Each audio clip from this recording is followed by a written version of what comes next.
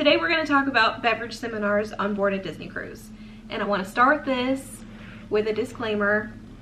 Alcohol is for people who are 21 years of age and older in the United States of America, and that includes on Disney cruise ships. So you cannot go to these, you cannot attend them, you cannot purchase them if you are not 21 years old. And it does not matter what nationality you are. If you are on a Disney cruise, you have to be 21 years old. So, also, this is something we like to do. If alcohol offends you, don't watch this video. You're not going to like this. Go somewhere else. Spend your time on the internet somewhere else because you'll have a better time, I promise. Beverage. What is a beverage seminar? A beverage seminar is, well, this is what Disney calls them, is a beverage seminar. You go into a room, you sit down, and they will serve you a liquor of, the day. So it's, you purchase, let's say, a rum seminar for X number of dollars, and you sit down and they will have some little shots of rum poured out for you, and they kind of take you through flavor profiles of the rums that they have exhibited to you, and history, the history of how rum was made, how people might drink it, the different kinds of rum that there are, ways that you can mix it, or how much you might spend, where it came from, where you can find it, the laws and regulations regarding the production of rum, and this goes for all of them. Tequila, so bourbon, whiskey. It's a seminar with education and a taste experience. Right. How do you book one? I haven't booked one since she became 21, so she's done all the booking. So my booking experiences are dated. There we go. Her information is outdated because the last time she booked one was in 2015 or 2016 was when the last time she booked one. Yeah. Because she has handed over that task to me, which I enjoy. I really like planning our Disney cruises, and for me, booking our onboard activities is part of that task of booking a vacation, and I really like it because I like to plan when we're going to do things. Booking beverage seminars is one of the first things that I do. I book Palo Brunch first as soon as our booking window opens, depending on when I'm awake. Sometimes I'll stay up until midnight and I'll, book very, very, very first thing. Sometimes I go to sleep and I wake up in the morning and I do it then, and sometimes it matters and sometimes it doesn't. So the booking window opens at midnight for East Coast? Yes, midnight East Coast. So if you live in Alaska, it opens at 8 o'clock p.m. the day before. But when we book, since we live in Florida, we live in the Eastern time zone, so it's midnight for us. Okay. And then when you get online, you can see what the different selections are for the beverage seminars? You book by day. So if you go into your cruise booking or your cruise itinerary, yeah, you can look at day 2, you go to onboard activities, and I think I have a screen recording of this. I might have a screen recording of this. But you go to your day 2 and you can look at onboard activities, and it's listed in there for the onboard activities of what they've got available for that day. You cannot see all of the beverage seminars available on your sailing. That's not available for you to see, at least at this point in time. I would like for that to be a possibility, but right now it's not. So you just kind of have to go day by day. I like to make a list of the ones I know I want to go to before I book anything. And then I kind of prioritize them. There are some that go much quicker than others. Some, like the reservations become sold out faster than others. The chocolate and liqueur seminar and the champagne seminar both seem to sell out really, really quickly. And I think the stem to stern. I think the wine tastings go really quickly. And mixology. And those are all superior experiences. I think they all are. Yeah. I really like the educational part and being able to sample so many different things. And so when she books one, like she just talked about rum, when she books it, does it tell you how much it is? Yes. When you book, it tells you the cost. I've got my list down here. Rum for us was $28 per person. Okay. So we got 3 shots of rum for $28, and the price does vary on these. I think the cheapest one looks like it's $23, and the most expensive is $38. What was cognac? Cognac was $28. And I'm surprised because I thought cognac was very expensive. And I've never had cognac. I don't know how to drink it. I've seen people drinking it in movies. And when I saw that was one of the tastings, I thought, I really want to try that. And that's a really good point. Because when you go to these beverage seminars, you think, oh, I'm not a bourbon drinker. You know, I don't like bourbon. You may not like bourbon. Maybe the person that you're going with likes bourbon. Maybe the person that you're sailing with likes bourbon. Buy them a ticket.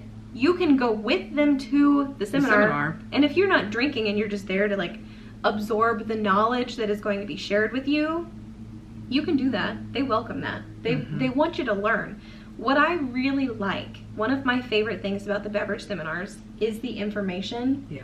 Because they will teach you how to drink it, where it came from, This is what you're tasting for. You know, they will even kind of teach you how to sniff without burning your nose and your brain. Yeah. Because sometimes, you know, when you're drinking whiskey, you don't want to just smell it. You don't want to just, because it burns, especially if it's a really bad whiskey. Another point I want to make is that they don't give you bad liquor. These are, I think, really cheap for what you're getting. If you're just going to buy a full shot of something, it may or may not cost more or less. But if you're just going to go to the bar and purchase a shot of something, you're not going to get this educational experience. You're not going to get to compare it and contrast it to other things that are similar. You're not going to get this one-on-one time in a small group with a very knowledgeable cast member who has all this information. I think one of the things I really like about it is you go and like say a rum tasting, they intend for you to sample 3 kinds, 4 kinds, and not just drink it. So if you were going to go to a bar and you were going to set up your own tasting, you'd have to know enough about the rums to select 4 different rums, and you'd have to sit there for an hour, and you know, because they give you a glass of water and they tell you to cleanse your palate. They might have, you know, like the guy that taught our last one, he said, you know, taste a taste of it, and then I want you to put 2 drops of water in it and see how that changes the taste. So one of our friends had just gone on a cruise during the holidays, and she really wanted mixology, and she wound up in a rum tasting. And so she got the opportunity later to change the rum tasting to the mixology, but she said, I've done that before, should I do it again? It's almost always different, the mixology from one cruise to another, but she'd never done the rum, and I said, I would stick with the rum because you've never done it. So when she got back, she texted me, she goes, I love rum. I've never really had those kinds of rums. I thought there was only like, you know, 2 major brands and you know, just the silver and the dark rum. She was really amazed at how much information she got and the differences in the flavor profiles, because she was served 4. And she was really amazed at the differences in the flavor profiles of those 4. And, you know, you don't just sit down and drink and then drink. You sample, taste. The point is not to get drunk. Yeah. That is not the purpose of the beverage seminar. If you are trying to get drunk, you are not going to get it done in a beverage seminar. You're probably not going to be happy with it. A lot of people, you know, will say that they got drunk. Maybe it's because they have not been drinking, maybe it's because they haven't eaten anything, it might be because their cast member who is leading the beverage seminar has a heavier hand, it might be because they have a certain amount of liquor that they're trying to get through. We noticed that some of our pours seemed a lot smaller than they had in the past. And not that that's a bad thing, because you still had enough to sample and enough to taste, but the pours used to be quite a bit more generous than they were on this most recent cruise. And I don't know if that was the staff, I don't know if it was because of COVID, I don't know if it was because, you know, Disney is all about the dollar now, but it was definitely smaller pours.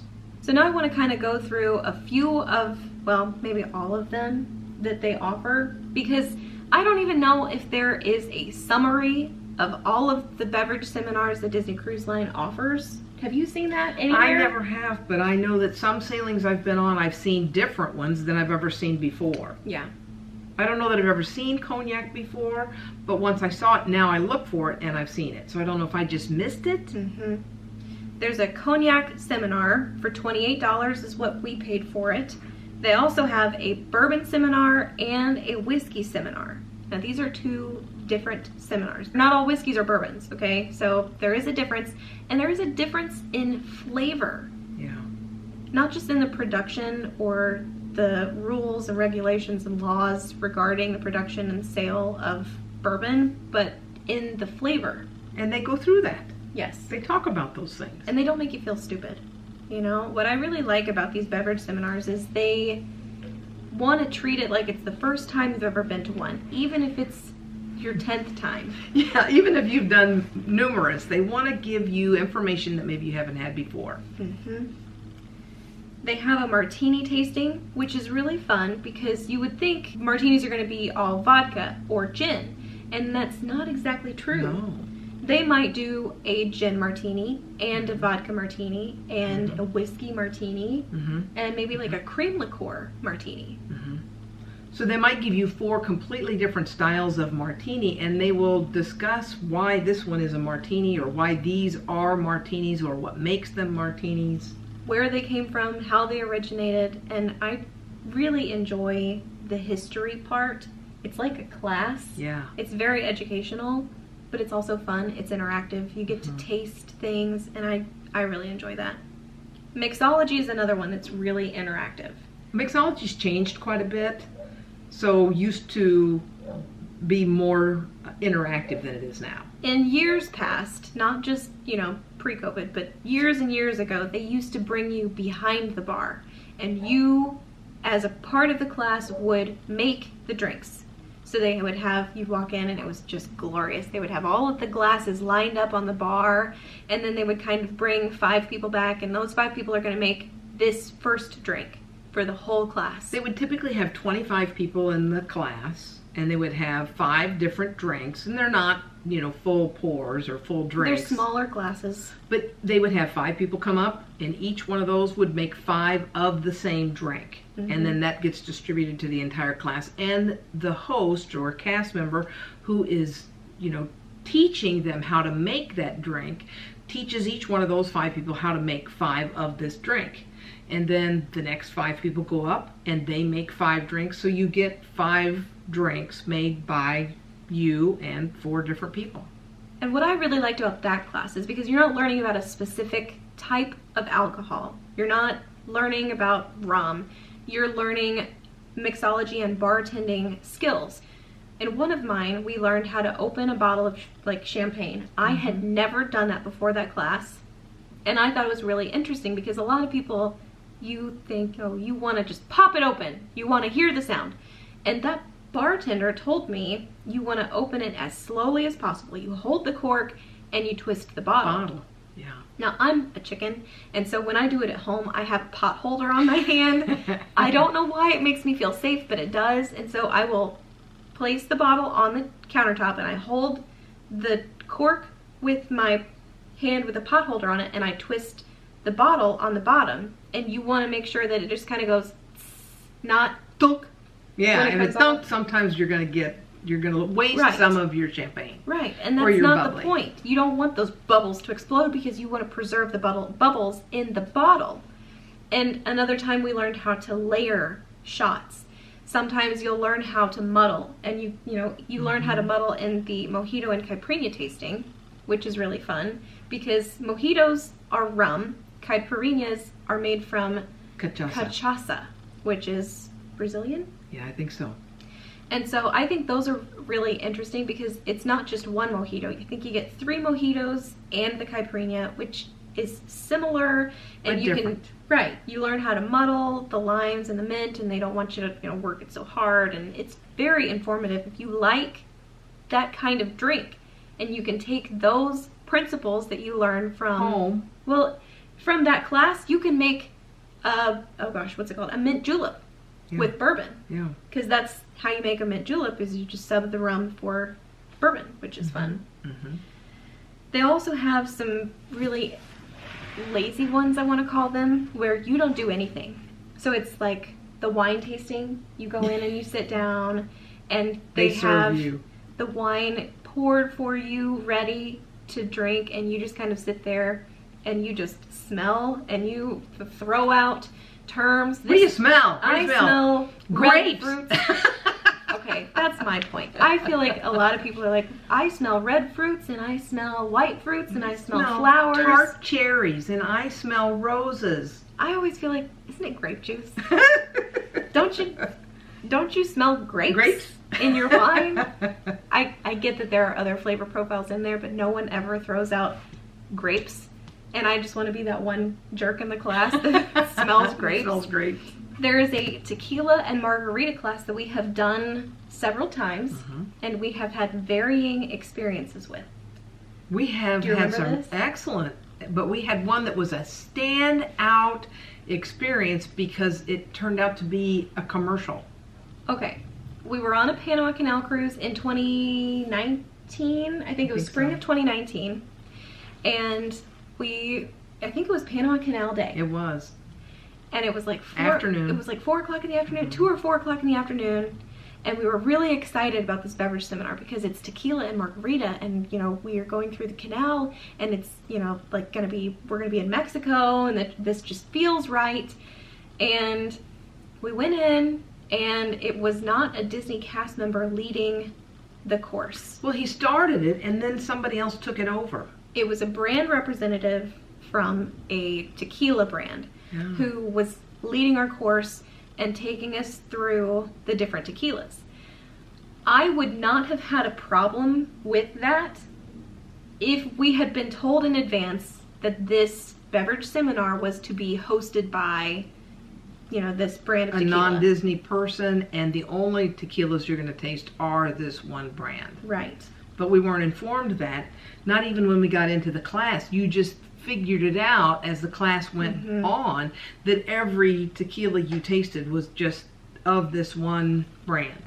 The quality of the beverage seminar really suffered because of that. Yeah, because she didn't have the knowledge that the cast members did. She was there to talk about and to sell her tequila to us, but the way that she did it. Went about it. And this is maybe personal preference, but I feel like if you're going to be working, you need to be dressed professionally, and I just did not get that from that experience. I was really shocked and disappointed in the way that she comported herself in the class, including the way that she dressed. Now, I want to say this happened, I think, twice to us. Oh, twice. I think it happened twice. It was the same brand? Yeah. I don't think it was the same girl, but I think it was the same brand. And it has not happened since. Now, I know...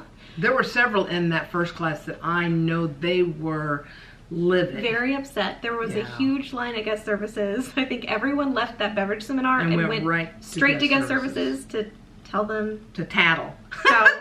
How they felt. But she took it away from the cast member. That was the part that really aggravated me, because you could tell the cast member was, astonished, offended, and he really didn't know what to do, how to stop it, how to take it back. It would have been She was so aggressive. I think it would have been much more effective if they had worked together to, play off of each other, and there just wasn't that. But She was very domineering. Yes. Anyway, that only happened twice. Has not happened again. Happened a couple of years ago. I hope they don't bring it back. But that was one standout experience that we did not enjoy. And I will say, everybody complained in that class. Or I don't know if everybody complained, but it felt like everybody complained, and we were refunded for that. They were very apologetic about it. If there's something that you really don't enjoy and you feel justified in your complaint, go to guest services and talk to them. Let them know. I would never ask for a refund, okay? That's not something I would ever do. But we needed to let them know that the cast member got driven over. Yeah. I felt like that was an appropriate time to share that was not a Disney standard experience. Yeah. And I didn't expect a refund. I was totally shocked that they did that for us, and they did it for everyone in the class. And I think, didn't they even book us for another tequila tasting later or something like that? I think they offered it to us with different, but we were like, we're only going to do it if it's different tequila. If it's a different tequila, and if the cast member actually gets to lead it. But Disney does try to do their best to make the experience pleasant for you. And so if there's something you don't enjoy, go talk to guest services and let them know that there was something that you thought was wrong, because they really try to do a good job making things pleasant for you. Let's see, we've got a few more I want to talk about. The rum tasting we've already mentioned. With rum, and I think this is sort of important because rum can be a very divisive spirit, I think. A lot of people like rum. Oh, it's polarizing, yeah. But when they like rum, they like silver rum, and they like silver rum, or white rum. Sorry, it's silver tequila, white rum. They like white rum with fruit juices in what they call a cruise drink, and that's fine. There's nothing wrong with that.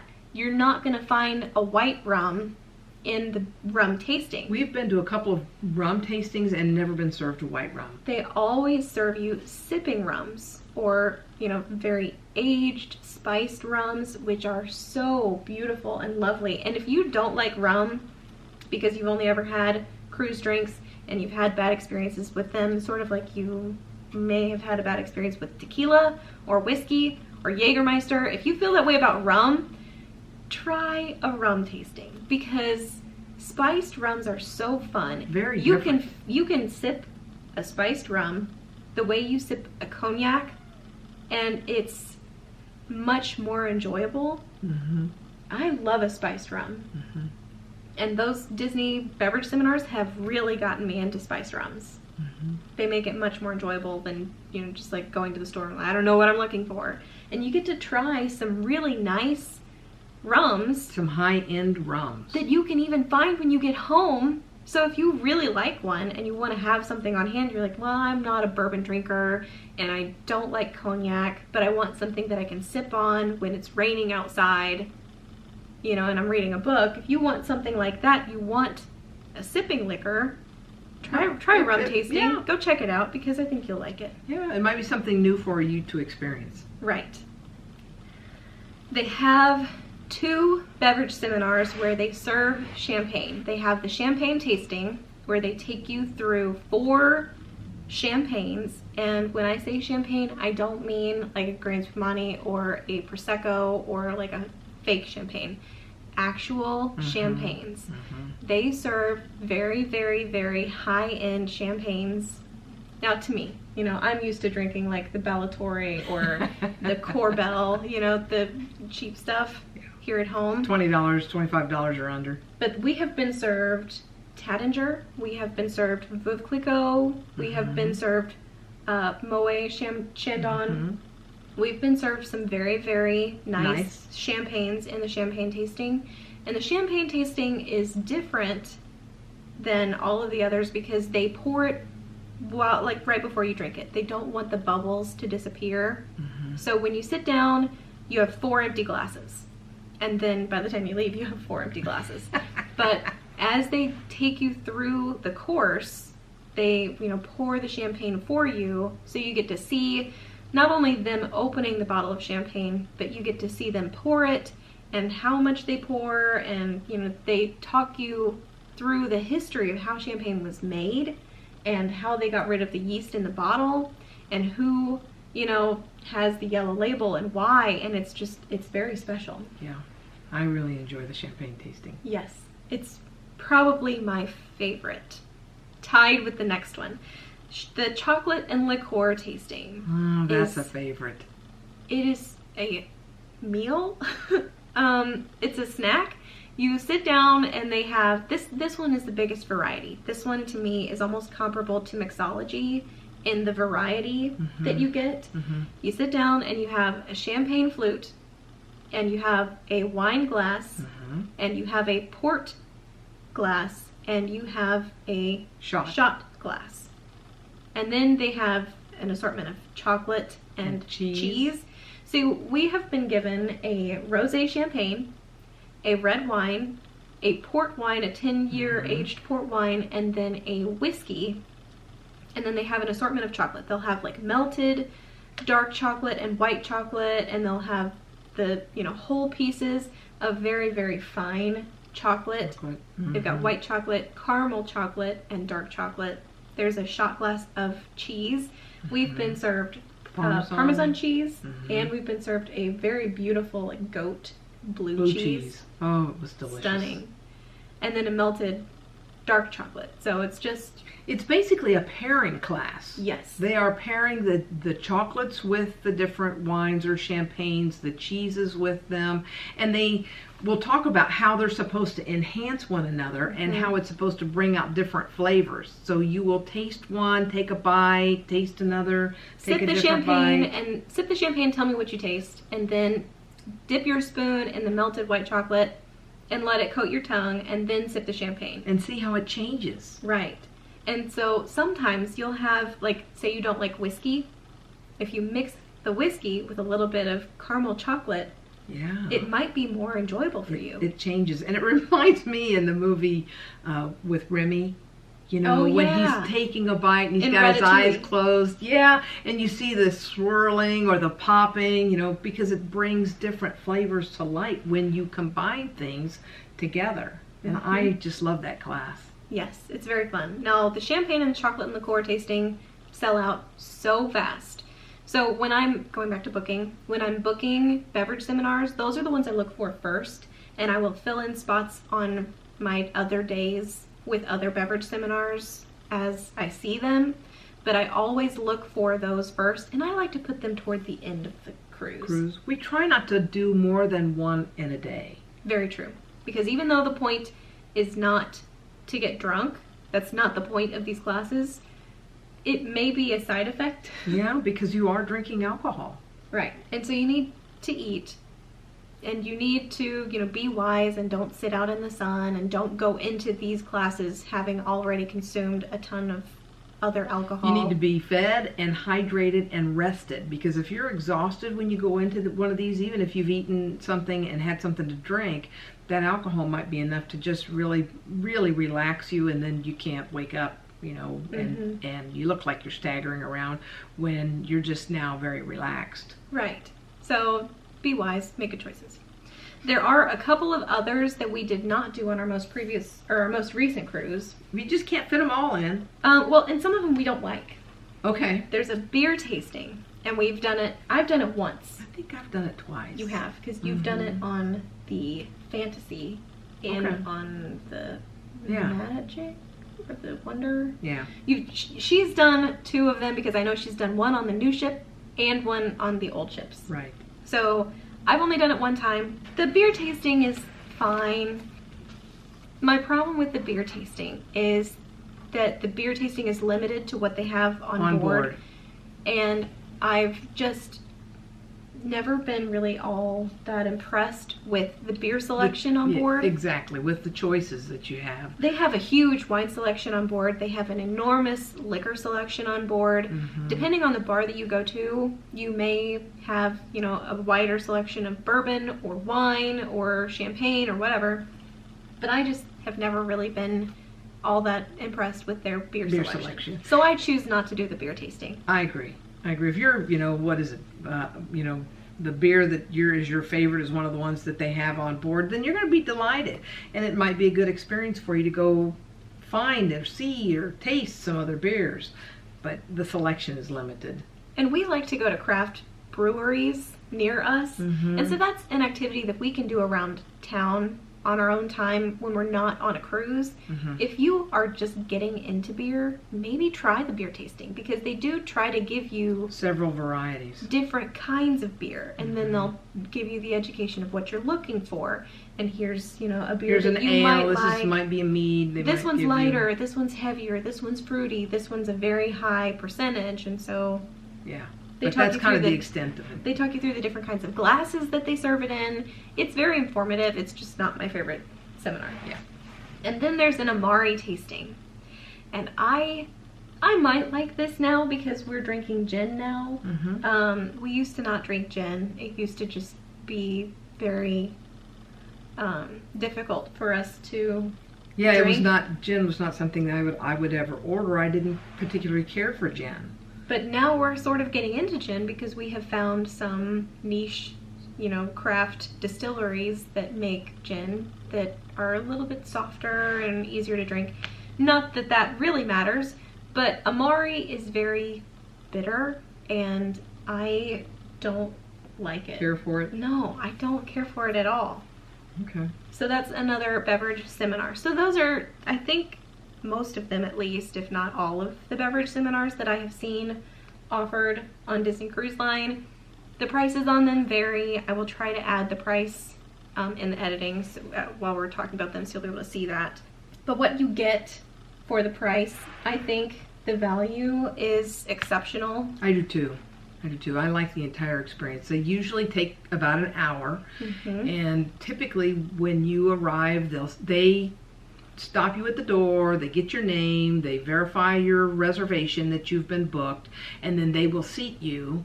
And then once everyone is seated, the cast member will introduce themselves and typically will have everyone pretty quickly take a taste of the first beverage. And then they will start to give you information and tell you more about, like if it's a whiskey tasting, tell you a little bit about the history of whiskey, and then have you sample something else. So it's not like you sit down and listen to a lecture for 45 minutes and in the last 5 they tell you just drink everything. No, it's to most be paced. of the beverage seminar hosts will pace it very well so that you get to drink and sip while they're talking. So you kind of get to drink the whole hour, so it's not so rushed, and you get to enjoy the experience. There used to be, at the end of the beverage seminars, now this was eons ago, at the end of the beverage seminar they would bring you like a tip folder, so you would tip your beverage seminar host. Now they don't charge you, you don't put your room key in, they charge your room because they've already got the reservation, they know what room you're in, so they are going to charge it to your stateroom. So there is no opportunity for you to tip your beverage seminar host. So what we like to do is we like to take cards and envelopes, and at the end of the cruise we'll write their name on the card, and we write them a personalized message. And generally, typically, there are maybe 3 or 4 cast members who do the beverage seminars on board the cruise. There's one that might be in Cadillac Lounge, there's one that will be in the Cove Cafe, right? And then there's your sommelier who does your chocolate and liqueur tasting and your champagne tasting and your wine seminars. And so it's really important to me to express our appreciation to them, so I like to write personalized cards to each of those cast members, and we'll slip a tip in there for them. Just give them a little cash. Yeah, because there's no opportunity to do that any other way, and that's a way for me to express that appreciation, because they've taken away the tip. Taking away the opportunity for them to get a tip. Right, and so I want to make sure that they get a tip, because they do work really hard in those seminars, and there's a lot of dishes to clean up at the end. Yes. Because everybody has 3 or 4 little glasses, unless you're at the chocolate and liqueur tasting, and then you've got 8 dishes or 10 or 12 dishes, because you've got the little spoons and the cup and the saucer and the champagne flute and all of the dishes. It's a lot of cleanup. So that's something I like to do. And they generally don't start to clean up until everyone is done, because that's so disruptive. Yes. So when everyone is done and people are beginning to get up and leave, that's when they'll come around and clean up. And of course then you have the opportunity to go get pictures of the bottles that they used, or to talk with the host, or ask specific questions. You didn't raise your hand in the middle of class, you can ask those at the end. They do make themselves available, and then they want you to come back. They want you to come back to their bar. If like, let's say you're at a tequila and margarita tasting, and your bartender Freddie has made this horchata Rita, which was really good, he will tell you, please come back, I have more of this rice milk, cinnamon rice milk. If you come back later tonight, I will make you another one of these. But he may tell you can't go to another bar on board at this cruise or another Disney ship and ask for this, because nobody's going to know what it is or how to make it. So sometimes they'll make your class something specific. Yeah, they'll make you things that aren't on the menu in that bar. They might make you things that aren't on the menu on any ship. They might make you something that they have come up with in their own mind, and it's not on a menu anywhere. And so I just think that it's really special, really fun. It's something very unique. I know you can do something similar on shore and other places, but it's one of my favorite cruise activities. Yeah. Now I want to talk about some of the things that I wish that they would do, because there's 4 beverage seminars that I would really, really like for them to do. That what do you want done? They don't currently do. Currently they have 2 whiskeys. They've got a whiskey tasting and they have a bourbon tasting. I would like to also see a Japanese whiskey tasting and a rye whiskey tasting. Mm-hmm. What about Scotch? There you go. There's another one. There's another Scotch. one. Okay. Mm-hmm. And Canadian whiskey. Yeah. I think that would be really fun. Mm-hmm. Because there's plenty out there. Mm-hmm. I just don't know if they haven't had enough requests for it, that's what they... I don't know. I would go. I would think it would be fun. What I'm eager to see is us go back to the traditional mixology. Right now, mixology, I think this is a COVID thing because of the touch points. When you arrive and you're seated, the drinks are already set up. They're already made for you. Are already made in front of you. And so since there's probably going to be, I think the number's a little bit reduced, so maybe it's 15 to 20 instead of 25 or possibly 30 people that are in there. The drinks are already mixed and set up and in front of you, and so some of them are on ice and they're watered down by the time you get that drink. And you don't get to see it be made. Right. You don't get the opportunity to make it, and you don't get the opportunity to see it be made. And you don't get to learn quite as much because you don't get to see it be made. And you don't get to make it, so you're not actively learning. You're not learning how to open a champagne bottle because... You're not learning how to muddle. Right. Or layer. Or... mix. And so it's all talking and no doing, and so I do really miss that. Yeah. Another beverage seminar I'd like to see them do is gin. Gin would be good. Because they don't currently do gin. Nope. And I really think that it could be very educational to have a gin seminar. Yeah. Give us more history. Mm-hmm. More information. And I think a coffee seminar in the morning. Now this one doesn't have to be alcoholic, but I think if they did something like here's a cold brew, here's a pour over, here's a shot of espresso. And then the different beans could be discussed. Yeah. I would love to see a coffee seminar. I think that would be fun. And they These could are do it in the different morning. grinds. They could do it in the morning. Yeah. Yeah. Yeah. I think that would be fun.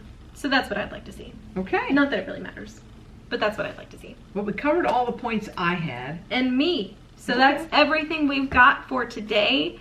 If you have any questions about beverage seminars on board a Disney cruise, leave them in a comment. If you have any experiences you want to share regarding beverage seminars on a Disney cruise, leave that in a comment because I love hearing stories. Yeah, I'd like to know what your experience was. What's your favorite? What do you want to see?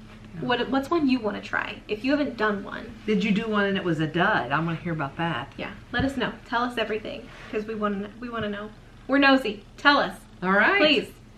So that's going to be it. You guys will see us in another vlog very soon. Maybe all 3 of us again. Bye. Bye.